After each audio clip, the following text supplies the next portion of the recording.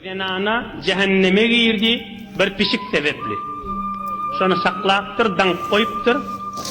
Ne iyi veriyenmiştik pişik özü bir dat yer yali, ne evine su iyi moyanmıştık. Ya bir da kahar edip şey diptir ya özü şonu lezzet alyanmıştı. Şu sebeple dünyadan geçenler ruhu cehenneme gitti diptir. Peygamberimiz da idiyasını. Sahih hadis Buhari Müslim'de var. Ulamalar ne diye?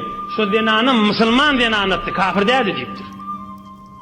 Müslüman zenana şu günah söylene cehenneme gitti. Eyni bir adamı saklaq koyup az öldürsen nezir olur. Ulaqon günah da Peygamberimiz aytibdir, heyvan saklanan adam da cehenneme girdi diptir. Özü Müslüman diptir. Näçe wagt durar otda onu Hudaý bilmez. Näçe wagt günahını çekmeliligini Hudaý saklasın. Heyvan nip onu gözleme, Hudaýyň yaradan mahluğu dip gözde. Hudaýa mehabbeti ba adam, Hudaýyň yaradan mahluğunu gowy görür.